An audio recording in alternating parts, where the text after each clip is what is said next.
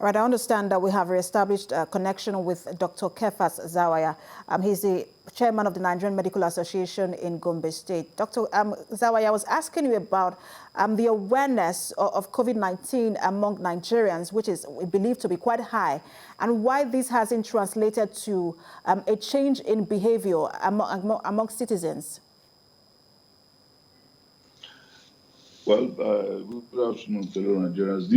Let me make one correction first. I'm the immediate past chairman of Gombe State. We have just finished election and I funded over.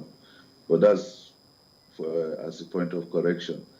Now, yes, awareness, everybody in the country, at least to large extent, what you mentioned about the population of those that are aware of COVID-19, yes, it's reasonable, over 90%. But our attitude, just like you said, I think probably is a combination of factors. One, who is passing the message to the populace, and two, the trust maybe of the populace of the government. So these are issues that I think plays a lot of role in there.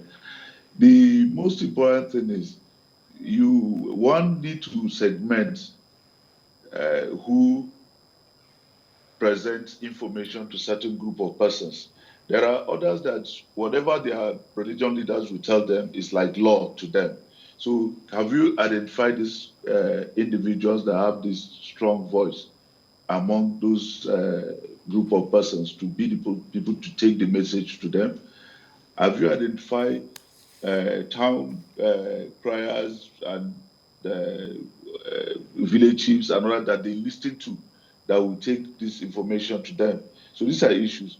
But the unfortunate part of it is that for those that are in the cities that, yes, they are educated and then they have all the necessary information, they can read independently, they watch what's happening across the world, you wonder why they don't comply. Of course, economy is a factor, because if you also know that there is a disease that is spreading, and again, that same disease is also going to touch on your economy, and there is no provision to cushion that effect for you, at times, not because you don't know, but you need to survive in code. So people just violate it in order to do what they want to do to survive. That's what I think is happening. And there's a lot of fatigue now, if I may just quickly jump in. We saw the misinformation earlier on in this pandemic, all of the conspiracy theories, all of the home treatment that people could take. It does look like we didn't tackle this earlier enough, and now it has become something as where we've come to a place where people don't believe that there is even COVID-19. How do we deal with those sets of people who do not even agree that there is COVID-19? Well, to some extent, I don't believe that people don't believe that there's COVID-19. People can pretend about it, but strongly, because I've seen people that don't believe there's COVID-19, but the same person in the hospital, if you ask them that this is an isolation ward for COVID-19, they run kilometers away from that place. So why are you running away from what you don't believe?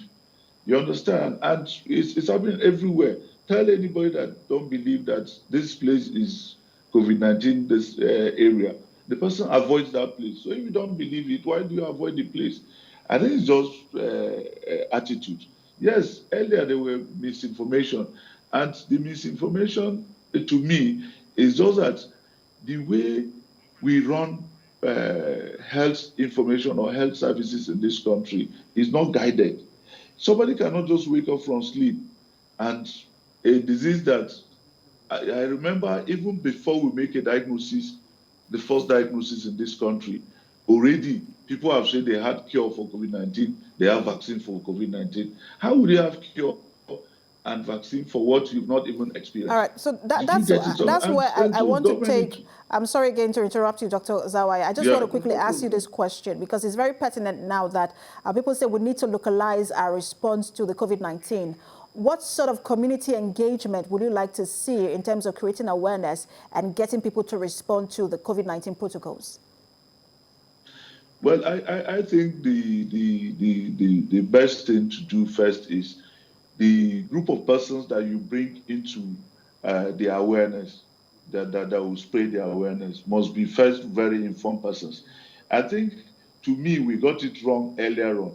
When we formed, most places that formed either committee on COVID-19, you find that either the head or even those, majority have no issue. They don't even have information on health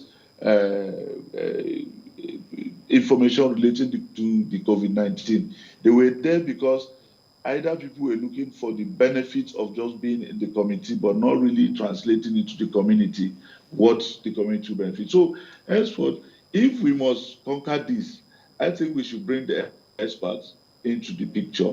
Then bring, we were in this country, we know the opinion leaders, religion leaders, our chiefs or village heads.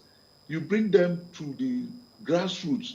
And so when you have a discussion and they go to their grassroots or to people that they need to talk to, they can talk to them. And just for the respect of them, they can still enforce to make sure that people comply with the non-pharmacological ways of taking care of this COVID-19. Then subsequently, for those that will be infected and whatever, then we can bring them in for treatment. And people will understand really what it is. Thank you so much. Former chairman of the Nigerian Medical Association in Gombe, Dr. Kefas Zawaya. Thank you for talking to us. Thank you.